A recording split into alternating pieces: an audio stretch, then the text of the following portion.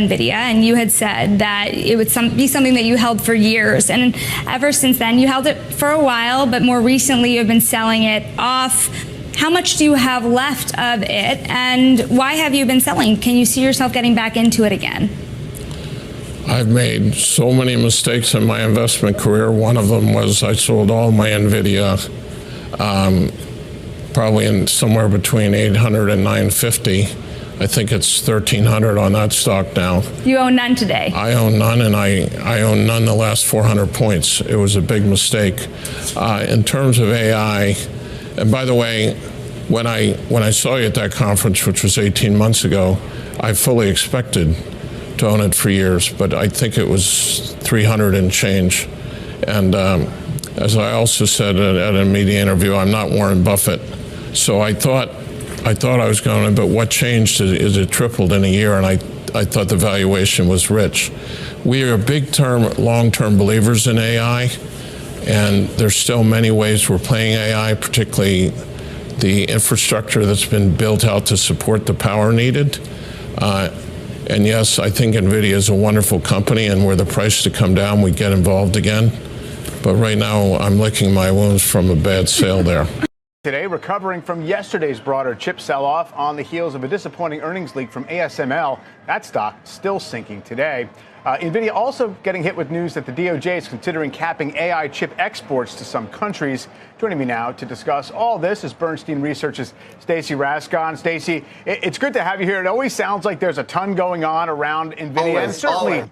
Certainly there is. Not to mention we have, Jensen is really, on the circuit out there, kind of preaching the future at every turn as well. And yet the stock's, it's up 0.7% this week. It's kind of hanging in there onto this gain. So separate out what matters and what might not for this one. Yeah, you bet. So yesterday took a hit along with the rest of the sector on two things. One was the ASML earnings leak, which was interesting in its own right, and some of the export control news. I think any hit that it took on the ASML report was probably not really justified because, while ASML's report, as we all know now, was not great, the one sort of bright spot from it was AI demand. It seems like AI demand is still off the charts. It's about the only thing that is, but it's still very strong, and clearly like that benefits NVIDIA.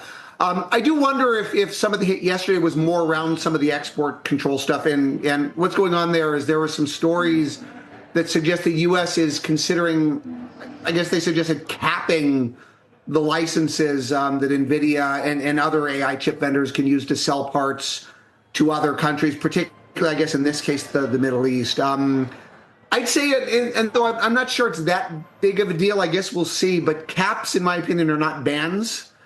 They already have they're already under licensing arrangements with the Middle East. They have to get licenses to ship there anyways.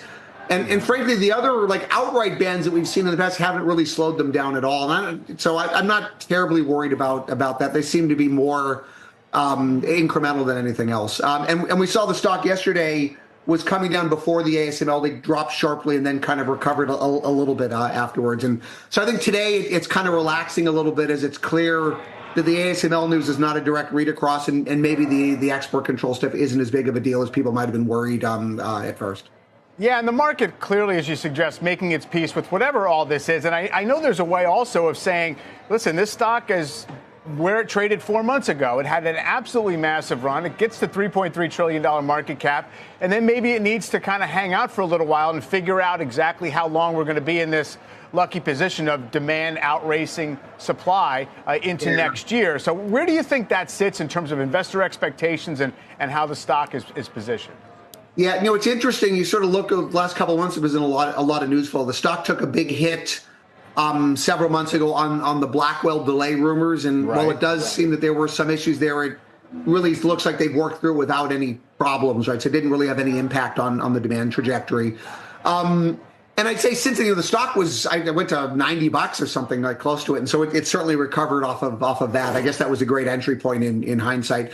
And look, going forward, I mean, all of the checks on AI demand, like I said, they're going to sell everything that they can make. And you mentioned Jensen's out there. I think he's been on your channel more than once in recent weeks and sounding very enthusiastic. It's the one bright spot in the whole semiconductor arena right now. It's the one thing where we can definitively point and say demand is probably going to exceed expectations, even expectations that I think are going up now. Some of the other areas in semis, I wish you could say that.